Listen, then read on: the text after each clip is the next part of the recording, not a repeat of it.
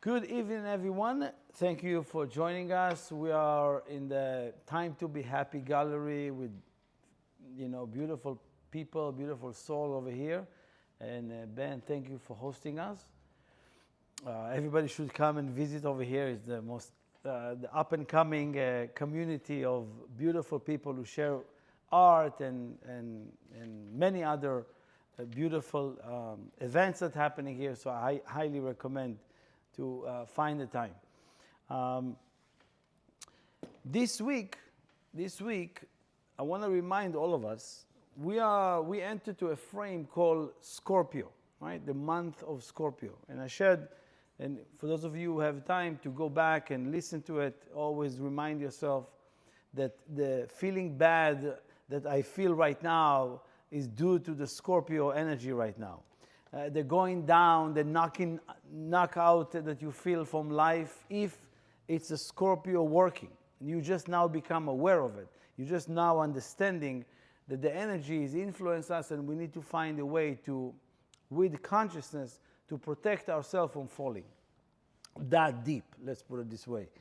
So, as I shared before, in this month, all the 4 weeks that I'm going to share each lesson have a hint, have a tool of how to secure our power, our energy, not to be despair for nothing, not to be losing our light for nothing, clearly nothing.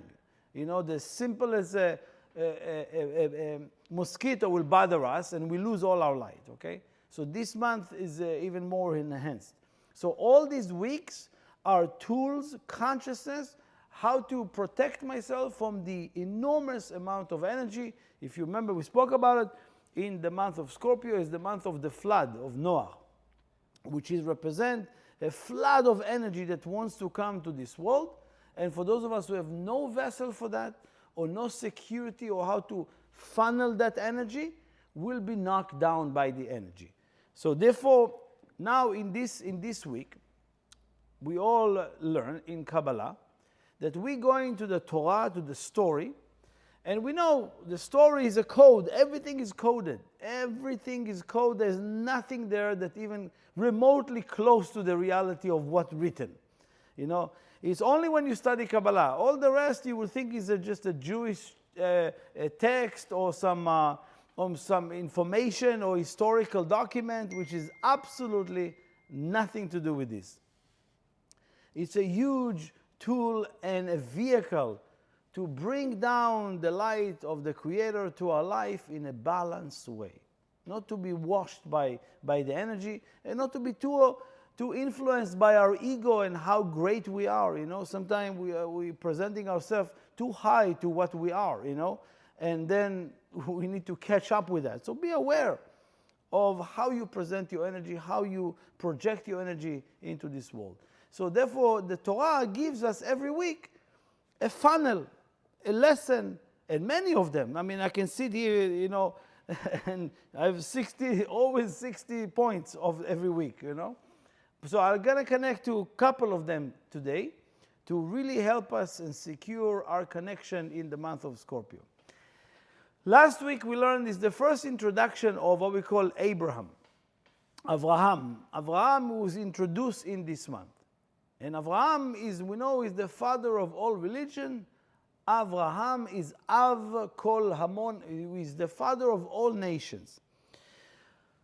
He did an incredible action.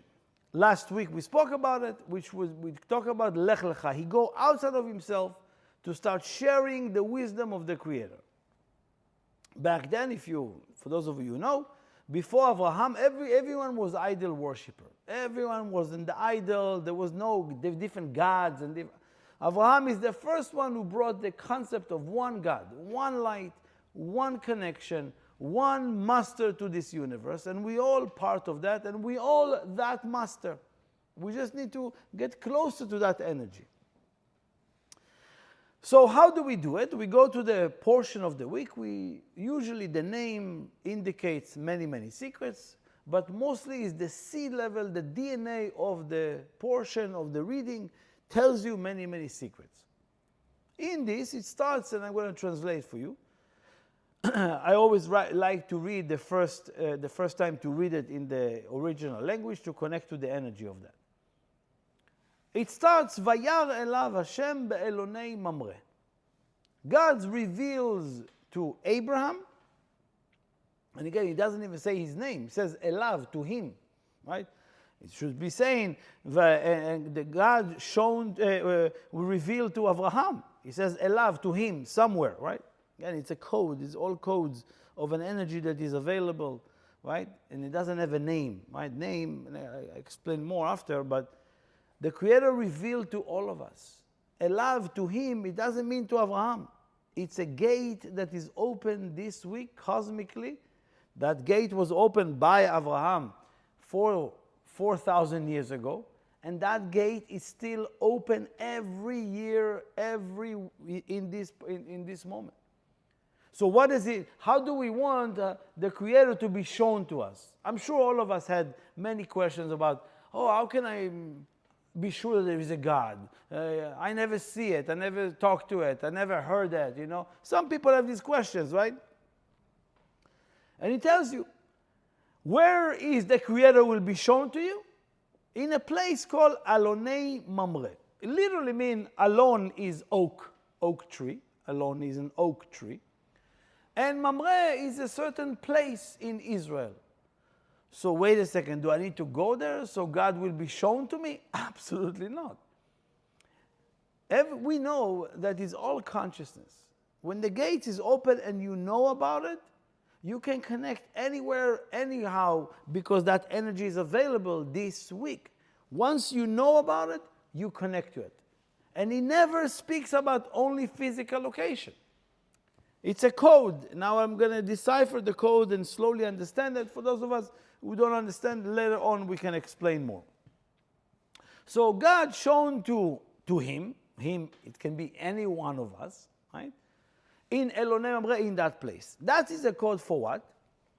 The word Mamre is some location, in the world, which is not the point. Mamre is a word for lehamri. Those of us who understand the language, it means lehamri is to take off, like a plane. Plane takes off, right? So wait a second, I need to take off. How do I take off? The Creator is only communicate with all of us.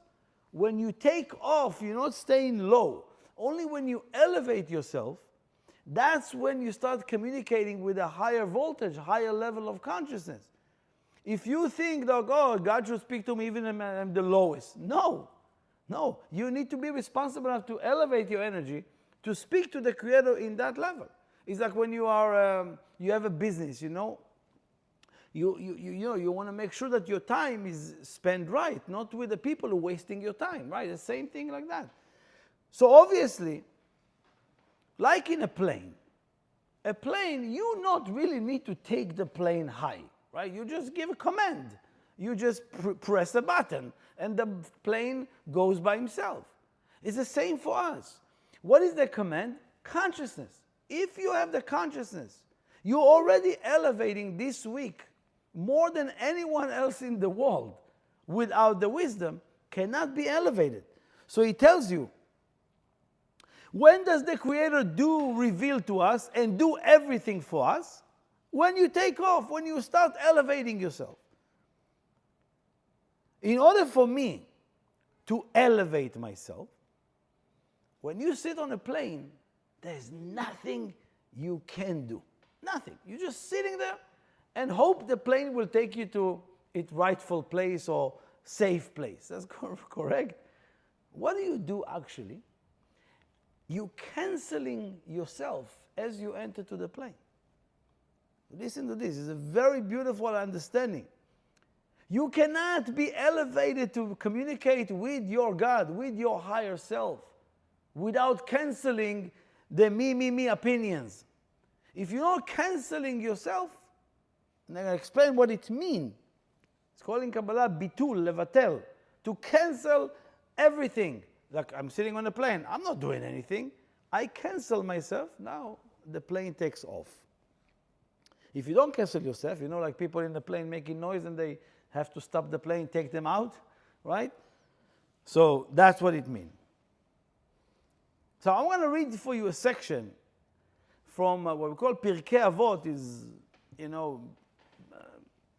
deeper understanding of that will take time now, but in different Mishnah. And from Mishnah Bet, it speaks about something unique that we all need to awaken the true connection to the Kabbalistic consciousness over here.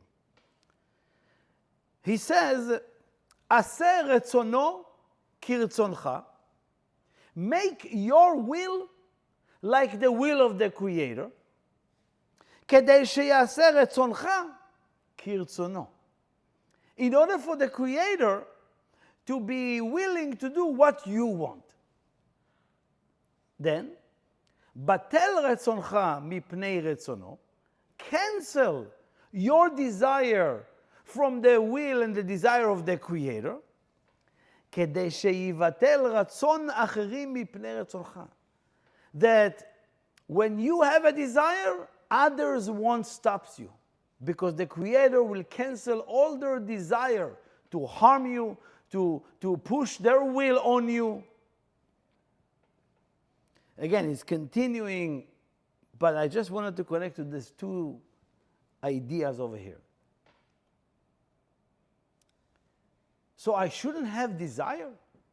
So I shouldn't have a will and I need to cancel my desire? No. We need to be honest with ourselves.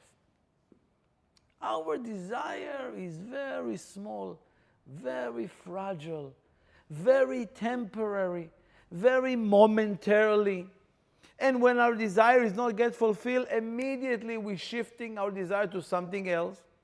You have a desire to be in a relationship. As soon as they push back, okay, I don't want to do it, You're going to raise money, and as soon as the investor says no, okay, I'm giving up.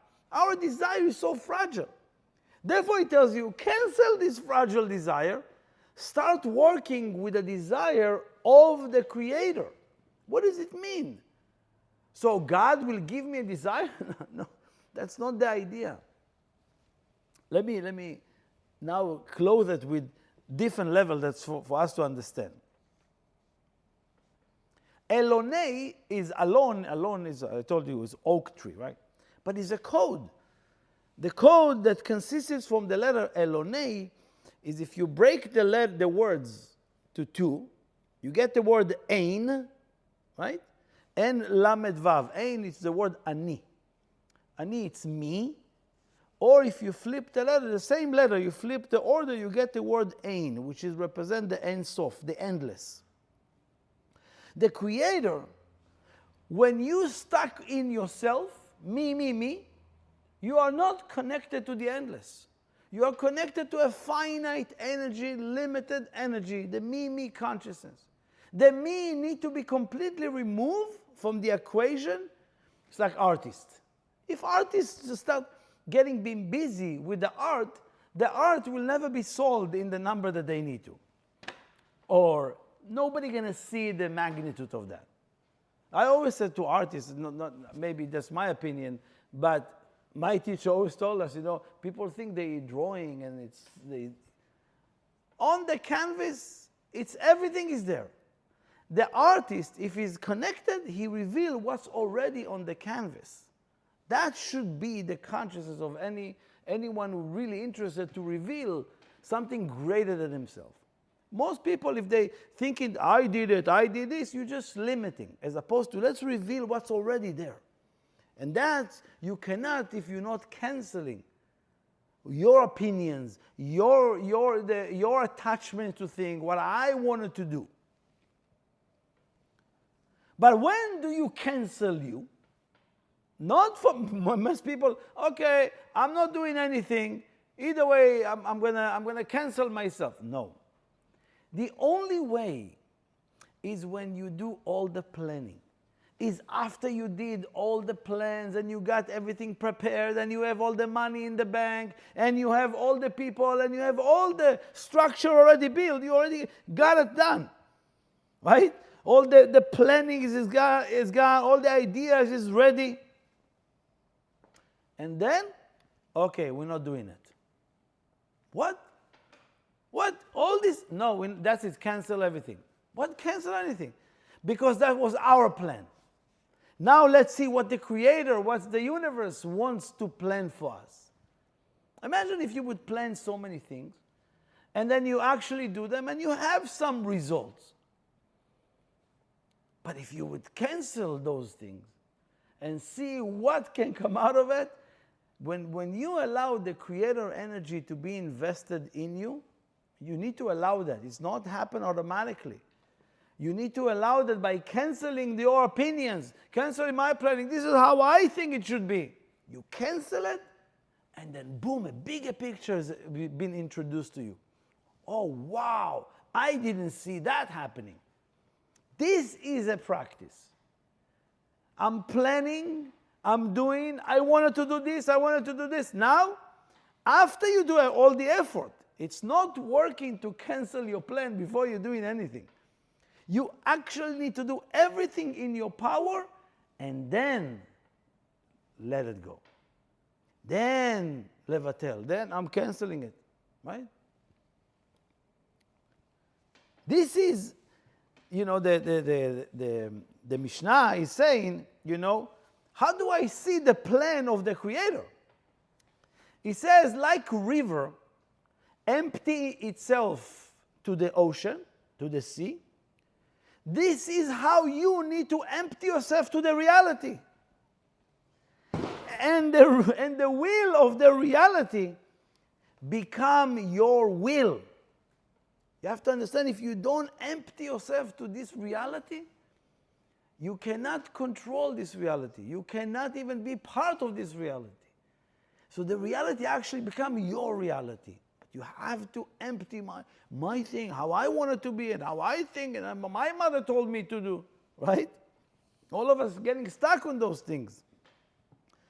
Some of us even married someone that our parents thought we should marry. Some of us doing business or even working as a doctor because my dad thought I was a doctor, right? Or I should play piano because my mom loves piano, right? It's the will of my mom, it's the will of them. I'm not playing piano, but the idea is, you get it, right?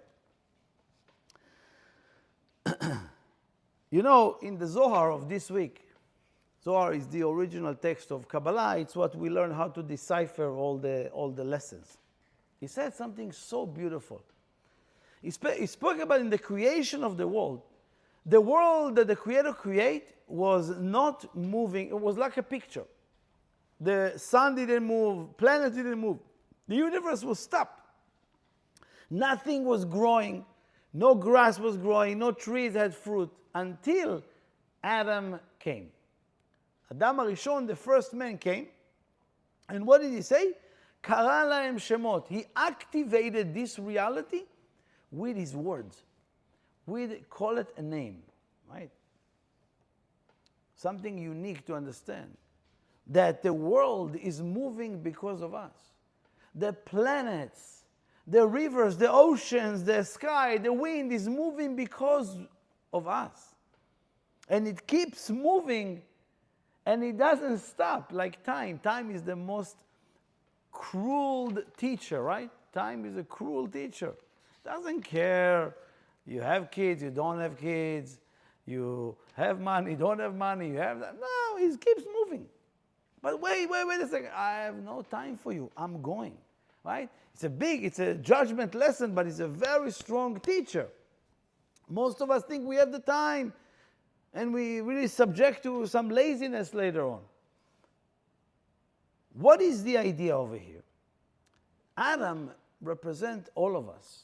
The first man, the first human represent all of us, the consciousness of all of us. We meant to move this world. We meant to shake and move everything in this world.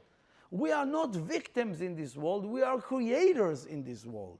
We need to manifest many things in this world, but only when I cancel what I think to manifest and let the Creator manifest for me. It's much better hands, much better power, much bigger picture. When we go to a party or when we make an event, it's very hard for us to see all the details. That's why we need help. Hey, tell me, give me some feedback. What was it? Critics, I want to know why critics is so important here. Some people hate critics, but why? Because I want to make it better. The Creator sees everything. This is what I want to use. In this week, Abraham did the same thing. He is the first one who called Adon. There is a master for this world. And only one master for this world. And as he starts saying it and voice it, people start gathering around him. Everybody wanted to know, what do you know? What is going on? Because something inside of us tells us that we're not supposed to either worship some walls and some sun and moon. We are bigger than that. We are bigger than the sun, bigger than the entire universe. It's all infused here. So when we think in that small, when we living in fragmentation, it seems like a complete fake life. But when you work with the light of the Creator, when you know there's only one light, one soul to all of us that is divided between all of us, there is no difference between us. You might be sitting here in this chair in I don't know, 2 years from now. And you understand, it's nothing to do with me. It's nothing to do with, we are all the same. We have one master of the world, right? One light for this world. And we all need to enjoy it and use its power, not our ego, not our smallness, because our agenda just limits who we are. And this is what Abraham started to share. He canceled what he thought as a reality. And you have to understand, Abraham, he was the wealthiest man in the world. He's like, take the most billionaire people in the world right now. Okay, done. I'm done with this. I want to be connected spiritually. People go, oh, they got crazy, right? Abraham did a move that no one did. But what did he do? He knew that all his life, it was his ideas. It was his father's ideas. And then he came to the moment and he completely canceled, levatel et ma shani choshev. He canceled my desire to allow the desire of the Creator to take over, which is way, way bigger. Then in the same sentence, and like, how do I know that somebody canceled their desire? Very simple. It gives you instruction. Vehu yoshev petach ha'oel. And the description was that Abraham was sitting in the edge of, or in the entrance of his tent. We know from Abraham, he's the first one who activate what we call achnasat orchim, inviting guests, hospitality. He was the first individual to teach and to make hospitality as a way of living, as a way to live life. Okay? Not to make a living, okay? Some people are making a living but that's not what we're talking about. But this is what he established in the sentence. But how do I know that one is canceling his desire?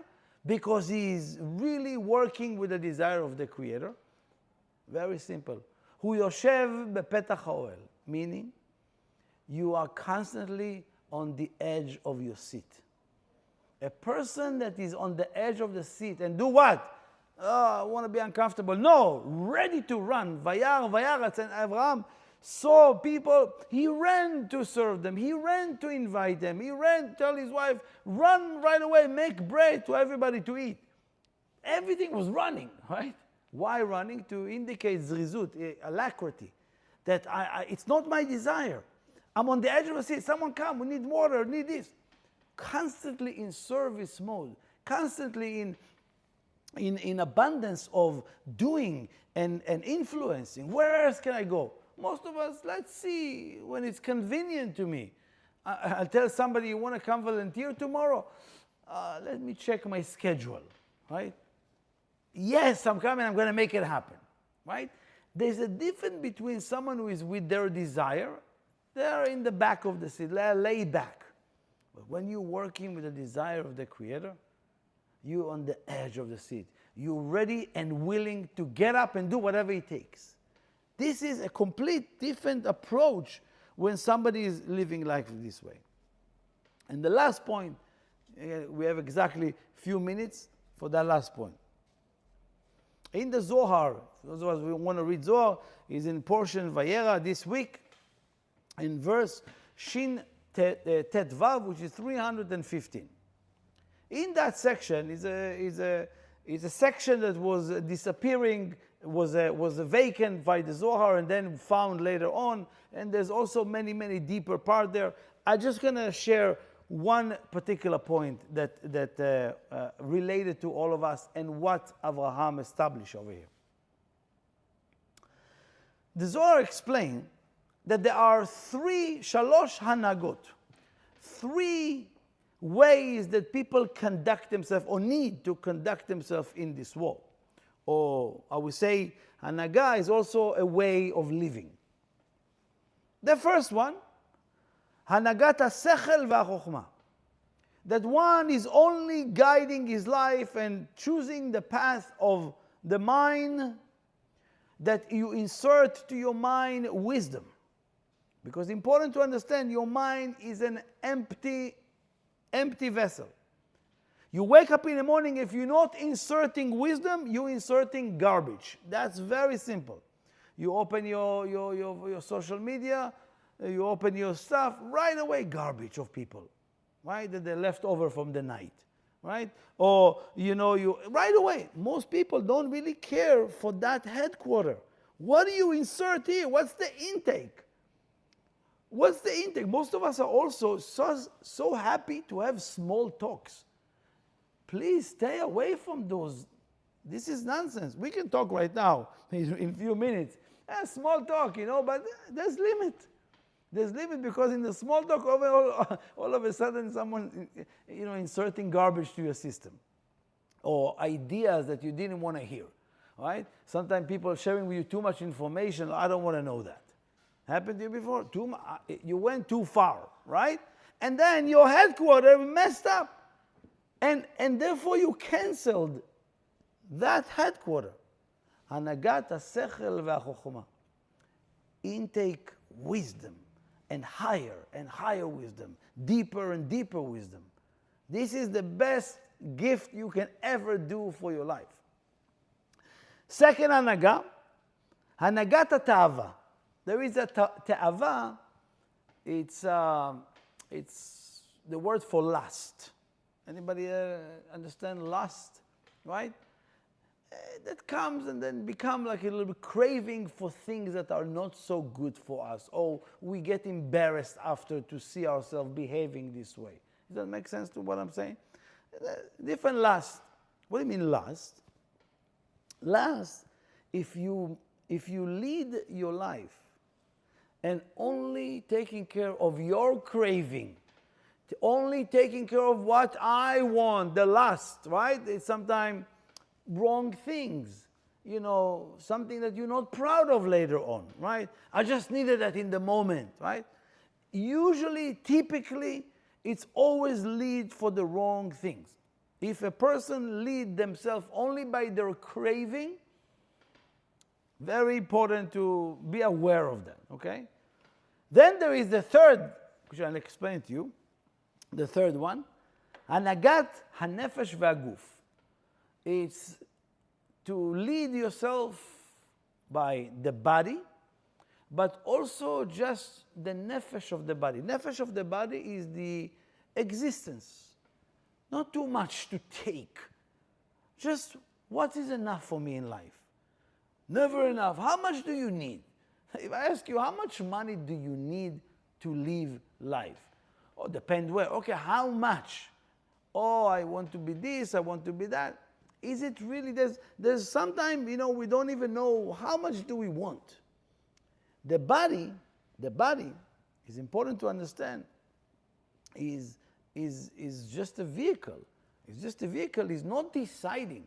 You can't let your body consciousness or what we call the lowest level of you to guide you. So now, these are the three. Two of them considered to be lower. One considered to be the top level of leading my life with wisdom in my mind. But what is the problem that we have over here? And this is what Abraham shared with us. When a person is leading his life and is not really aware of the lust or the craving, that they are motivated by an evil inclination that we have. We have a little evil inclination. Anybody recognize that? You recognize that sometimes we're not so positive? You recognize sometimes you have desire for the wrong things? This is what we call our negative side, right? The evil inclination that we call it. What is the evil inclination uses? Your eyes. You call it wandering eyes. If you're looking at your eyes, where do they go? And then if you're looking at something long enough, you start wanting that. The body, the craving, start desiring it, right? If you're looking at beautiful people, you want something with them. You're looking at a wealthy person, you always need to watch your eyes, where your eyes goes. If you're looking enough on let's say, I don't know, you're looking at a pizza pie, warm, hot, you're looking, what now? I should take a bite, right? All of a sudden the body says, yeah. Because eyes, that the eyes, eating first, right? So we have to really, in that idea over here, is what he's telling us, the Zohar, watch your eyes. Because it's going to lead you to a very small reality. Watch your eyes. Because then eventually the craving comes in, the two lower one. Make sure that your eyes looking only for wisdom. Where there is wisdom, I want my eyes to focus on that. Right? A lot of us looking at things that are inappropriate. And then what do you think you're going to have? Imagine you go to a business meeting and last night you were watching something that is not appropriate. What are you going to bring in the business tomorrow? Yeah, it was yesterday. Everybody do. No. You look at, so even, God forbid, somebody driving the street in the highway and you see an accident. What people do? Stop and look in. Right? You call it curious, right? Why? How are you helping? By stopping in the other side of the highway and looking at the accident. If you stop, right, it's for two reasons. Either you go to help or you stop to pray for them to be helped, to be saved, or whatever it is, to be healthy. Otherwise, continue walking. Don't look, because you looking, it starts taking you down. That energy is enter. You have to understand it's damaging. Our eyes is for us, but use them correctly. And better for you to look for where else can I get in wisdom. And that's buying within itself is a security. And this is what Abraham taught everyone who comes to him. Because back then, and in this story, if I'm not going into many details, but have you heard the Sodom and Gomorrah time? It's not a pleasant time, but these are people who always went around their craving, and that entire city had to be destroyed. So anyway, there's plenty more. I just wanted to share a few understanding here for this week, few connection. And again, if you get 1 point over here and you start using that this week, you already gain security from the month of Scorpio. You're already gaining a head start to everything that you need to do in this world. So thank you, and have a wonderful rest of the week.